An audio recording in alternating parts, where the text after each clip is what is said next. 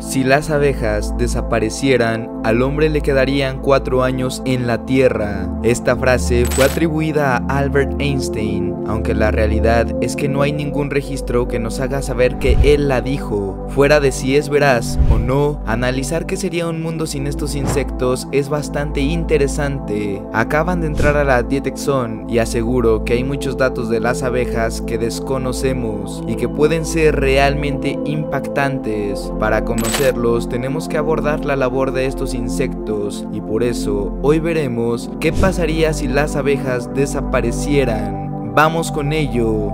Mucho escuchamos hablar de la polinización de las abejas, pero realmente ¿sabemos qué es? Bueno, cualquier organismo que se encuentre vivo tendrá algún tipo de reproducción, ya sea sexual o asexual. En esta segunda no intervendrá ninguna célula sexual, mientras que en la primera se necesitarán células masculinas y femeninas para poder lograrla. Si entendemos esta parte, podemos intuir que las plantas también se reproducen y muchas lo hacen de manera sexual, es decir, que las células masculinas se juntarán con las femeninas y resultado de esto surgirá un fruto o semilla que al caer en la tierra, si ésta se encuentra a una temperatura y humedad adecuada, germinará y dará origen a una nueva planta. Cabe destacar que existen plantas que se reproducen de forma asexual, que usualmente son tallos subterráneos que se propagan por todo el suelo fértil y dan a la luz a ciertos organismos o plantas, es decir, que a partir de una semilla se generan tallos por debajo de la tierra que podrán ir extendiéndose, y si se corta alguna parte de este tallo de manera adecuada y se vuelve a plantar, este es capaz de generar una raíz y volver a extenderse. Por esta razón no necesitan una célula sexual que las haga reproducirse. Ejemplos para esta reproducción tenemos a la cebolla, a la papa, a las fresas, entre otras, aunque también existen plantas que se reproducen de ambas formas. Para entender mejor esta parte tenemos que pasar a lo que nos interesa. La gran mayoría de plantas que son capaces de reproducirse sexualmente son las que poseen flor. Las flores no solo son bellas y poseen aromas increíbles, sino que tienen funciones únicas que con ayuda de otros seres vivos permiten el equilibrio total del ecosistema. Así como nosotros tenemos un órgano sexual, las plantas también lo poseen, y este es la flor, que a diferencia de nosotros suele tener parte masculina y femenina, aunque hay excepciones donde solo posee órgano o masculino o femenino, pero esto es menos común. La parte masculina de la flor se conoce como estambre y es un filamento que posee una bolsita conocida como antera. Esta será capaz de generar y almacenar polen. La parte femenina se conoce como pistilo y se divide en estigma, estilo y ovario. Este ovario posee óvulos que básicamente son semillas sin desarrollar y que se desarrollan gracias al polen. Cuando el polen llega al estigma, entra en este y mediante un conducto conocido como estilo llega al ovario, fertiliza los óvulos y se generan semillas que serán expulsadas hacia el ambiente. A este proceso se le llama polinización. Algunas plantas son capaces de reproducirse con su propio polen, es decir, que el polen generado por su estambre cae en el pistilo y reproduce a la flor, pero en la gran mayoría de ocasiones no funciona así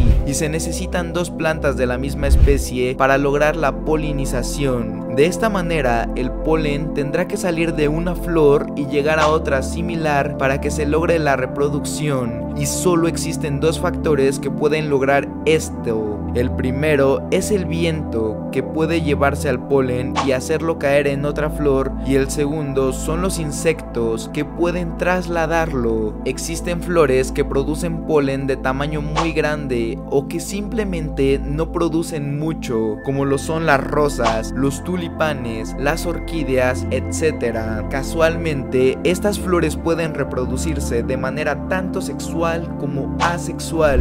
Una gran parte de los insectos se alimentan de polen y de néctar de las flores. De hecho, este último es generado por las plantas para atraer animales que polinicen, y también lo usan para recompensar su labor. Este néctar, por ejemplo, es fundamental para que las abejas puedan producir miel. Algunos animales polinizadores son los colibríes, las mariposas y hasta las moscas, que recogen el polen de una planta. Y olvidé mencionar que el estigma de una flor es muy sobresaliente, por lo que muchos de estos insectos se paran sobre este, y aquí es cuando depositan el polen que permite la generación de semillas. Se sabe que las abejas son polinizadoras por naturaleza, pero esto no es casualidad. A diferencia de otros animales, como las moscas que se alimentan de desechos y los colibríes que también comen insectos, las abejas basan su alimentación casi al 100% en el néctar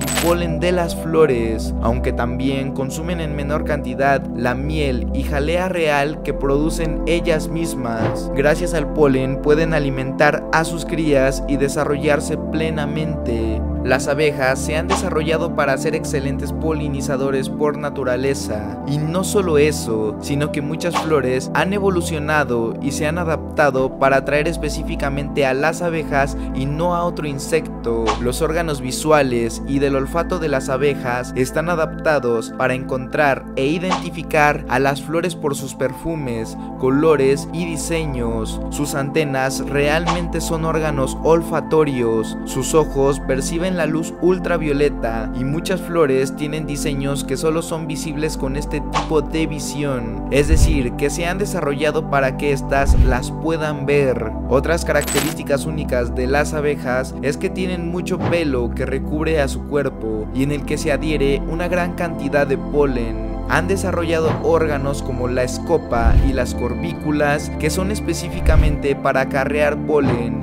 y su aparato bucal en muchas especies de abejas está diseñado para alcanzar zonas ultra profundas de la flor. Aparte, estas visitan solo a una especie de flor en cada uno de sus viajes. En total, pueden visitar miles de flores de la misma especie gracias a sus sentidos sensoriales tan desarrollados, pudiendo detectar flores a una distancia poco creíble, lo que incrementa la efectividad de la polinización. Este desarrollo entre abejas y flores es una de las pruebas de coevolución más grandes que existen. En nuestro planeta existen 1.400 millones de insectos por cada persona, y se afirma que necesitamos a todos y cada uno de estos para mantener la estabilidad. Lamentablemente, más de un tercio de todas las especies de insectos que habitan en nuestro planeta están en peligro de extinción. La Organización para la Agricultura y la Alimentación de las Naciones Unidas, por sus siglas FAO, afirma que hay 100 especies de cultivos que proporcionan el 90% de los alimentos en todo el mundo, y 71 de los 100 son polinizados por las abejas. A nivel mundial, una tercera parte de los alimentos dependen de las abejas, así como un 90% de las plantas silvestres con flor. Las abejas cumplen un papel fundamental en el ciclo de la vida, generan estabilidad en los ecosistemas. Sin su labor se detendría la reproducción de muchas plantas. Sin estas, no habría alimentos para los animales herbívoros ni para quienes se alimentan de estos animales, lo que desencadenaría una crisis alimentaria. Se alteraría el número de especies vegetales, pudiendo llegar algunas a la extinción. Se reduciría drásticamente a la biodiversidad de la flora, lo que provocaría la alteración de todo el ecosistema.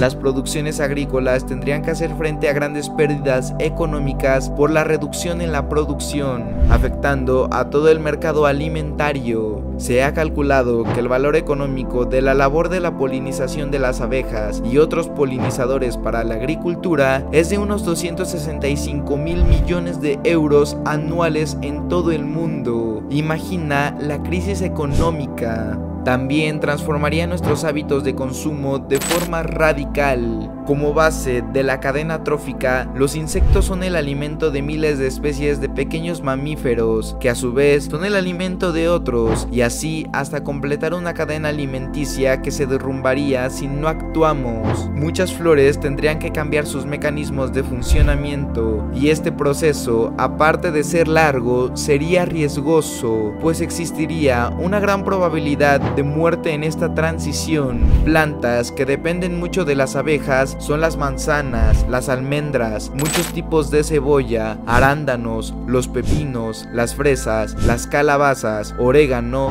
entre muchísimas más. Este escenario se vuelve real cuando nos damos cuenta que en realidad estamos matando a las abejas. Las cifras más alarmantes están en Europa y Estados Unidos, donde las comunidades de abejas se han reducido considerablemente. Hasta un 37% de las abejas han muerto por diversos factores que te diré a continuación. El primero son los pesticidas, que son sustancias químicas diseñadas para evitar plagas que pueden destruir a las plantas. El problema es que estos pueden interferir en los circuitos de aprendizaje que tiene el cerebro de los insectos, como las abejas, que, como te expliqué, asocian plantas y flores por su olor. Estos pesticidas los vuelven más lentos a la hora de aprender o los hace olvidar por completo las asociaciones básicas para su supervivencia. Estos químicos alteran los olores de las propias plantas, lo que trae como consecuencia el no poder relacionar el aroma floral con la comida. De esta manera, las abejas mueren porque no son capaces de alimentarse al no poder encontrar flores por su olor. El que más afecta a las abejas es una familia de insecticidas conocida como neonicotoides, que bloquean el sistema nervioso central de los insectos y los mata. En muchos lugares de Europa se están prohibiendo, pues vieron que está matando una cantidad ingente de abejas. Después tenemos al cambio climático, que ya se explicó en este canal. La contaminación del aire reduce los mensajes químicos que emiten las flores, por lo que a las abejas y a otros insectos les cuesta más localizarlas. El cambio climático agrava la situación porque altera la cantidad de plantas por la época de lluvias, que afecta a la cantidad y calidad del néctar. A su vez, el calentamiento global está alterando lentamente las capacidades de adaptación que tienen las abejas y las va a matar también lentamente. Por último, tenemos organismos invasores, en específico el ácaro varroa. Este diminuto animal parece haber sido creado para matar a las abejas, pues tiene mecanismos que solo funcionan en estas. Este parásito invade al insecto y se alimenta de su sangre, transmitiendo al huésped y al resto de la colmena virus letales como el del ala deformada. Le genera heridas, las debilita y las hace más débil ante virus. Una abeja con este ácaro tiene posibilidades muy bajas de sobrevivir. En la actualidad se está utilizando la ingeniería genética para introducir anticuerpos específicos que le permita a las abejas tener mayores posibilidades de sobrevivir ante este animal. Muchos investigadores están viendo la manera de matar a este parásito que tanto daño le hace a las abejas. Como pudimos ver, la falta de estos insectos generaría una catástrofe mundial que no solo afectaría a la economía, sino a la vida de las personas. Si el día de hoy has aprendido algo nuevo, te invito a dejar un gran like, comentar, compartir y suscribirte al canal para recibir todos los videos curiosos. Activa la campanita para recibir todas las notificaciones del canal. Y envío un gran saludo a Kevin Levin ATR por la idea del video, que ha sido muy buena. Y sin mucho más que decir, me despido. Muchas gracias y hasta luego.